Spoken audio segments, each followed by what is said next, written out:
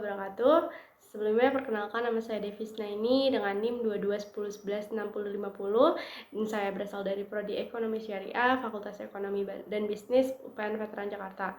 Pada kesempatan kali ini saya akan memaparkan jawaban dari hasil ujian tengah semester mata kuliah Keuangan Publik Syariah yang diampu oleh Pak Dedi Irwansyah. Baik, jawaban dari pertanyaan pertama. Untuk mendukung pertumbuhan ekonomi berkelanjutan di Indonesia, pengelolaan dana publik melalui lembaga perbankan dan juga lembaga keuangan mikrosyariah itu perlu untuk dioptimalkan. Hal ini bisa dilakukan dengan cara memanfaatkan dana sosial seperti dana zakat, infak, sedekah, dan juga wakaf, serta menyalurkannya ke berbagai sektor seperti sektor ekonomi, pendidikan, kesehatan, dan lain sebagainya. Pembiayaan berbasis syariah seperti mudharabah dan juga musyarakah juga penting untuk diterapkan. Selain itu, pemerintah mendukung melalui berbagai kebijakan strategis dan juga mengeluarkan sukuk negara atau SBSN yang sambil mendorong kolaborasi antar sektor publik dan juga swasta untuk mendukung pertumbuhan ekonomi yang berkelanjutan. Selanjutnya untuk jawaban nomor 2 ini, dalam Islam pajak itu bertujuan untuk menciptakan keadilan dan juga kesejahteraan. Yang mana bentuk-bentuk pajak dalam Islam itu seperti zakat, jizyah, kharaj, usur, dan lain sebagainya. Adapun prinsip-prinsip pajak dalam Islam, yang pertama itu harus keadilan. Pajak yang dipungut itu harus berdasarkan ekonomi setiap individu. Yang kedua kemanfaatan, yang mana pajak ini digunakan untuk kebermanfaatan bersama atau kemaslahatan bersama. Yang ketiga, transparansi dan akuntabilitas, di mana pemerintah itu wajib bertanggung jawab untuk mengelola pajak. Kemudian yang terakhir itu prinsip kesukarelaan, di mana pajak ini tidak bisa atau dilakukan tanpa paksaan. Kemudian jawaban pertanyaan ketiga, dalam keuangan publik Islam terdapat beberapa institusi-institusi yang penting dalam mengelola dana sesuai dengan prinsip syariah. Yang pertama itu ada Baitul Mal. Baitul Mal ini berfungsi sebagai pembenaran negara, itu mengelola pendapatan juga berasal dari zakat dan pajak, kemudian mendistribusikannya kepada masyarakat secara adil. Yang kedua ada Bank Syariah. Bank Syariah ini menyediakan layanan keuangan sesuai dengan syariah dan mendukung ke pembiayaan yang produktif seperti untuk UMKM.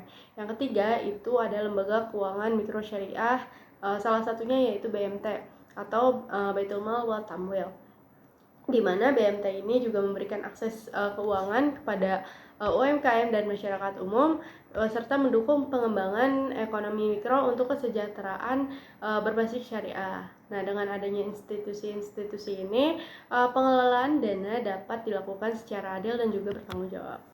Lanjut, jawaban pertanyaan yang keempat, untuk perkembangan obesity generasi Z atau Gen Z sendiri itu menurut saya sudah melakukan transformasi digital yang diharapkan bisa mempermudah masyarakat terutama kalangan Gen Z sendiri untuk mengakses melakukan pembayaran zakat, infak, sedekah, dan lainnya. Di antaranya melalui pengembangan aplikasi mobile atau juga website yang memungkinkan Gen Z ini melakukan pembayaran zakat secara online gitu. Selain itu sudah banyak juga OPZ yang melakukan inovasi-inovasi dalam programnya mereka untuk menarik perhatian Gen Z yang dengan memanfaatkan sosial media untuk promosinya. Selanjutnya menjawab pertanyaan yang kelima mengenai lembaga keuangan mikro syariah atau LMKS. Jadi LMKS memiliki beberapa perbedaan yang mendasar dibanding dengan lembaga keuangan lainnya. Yang pertama, LMKS itu berfokus pada peningkatan kesejahteraan masyarakat, terutama bagi masyarakat yang miskin dan juga kurang terlayani. Jadi dengan mengutamakan inklusi keuangan. Yang kedua, lembaga ini menawarkan peminjaman dengan biaya transaksi yang lebih rendah sehingga menciptakan dampak positif bagi kesejahteraan masyarakat. Yang ketiga, LMKS tidak hanya meningkatkan akses keuangan tetapi juga berperan dalam mendorong pertumbuhan ekonomi. Dengan demikian, LMKS itu memainkan peran kunci dalam memperkuat ekonomi berbasis syariah dan meningkatkan kualitas hidup masyarakat. Dan untuk jawaban dari pertanyaan terakhir mengenai pengelolaan dana publik dan sosial di perbankan syariah dapat dilakukan dengan langkah berikut.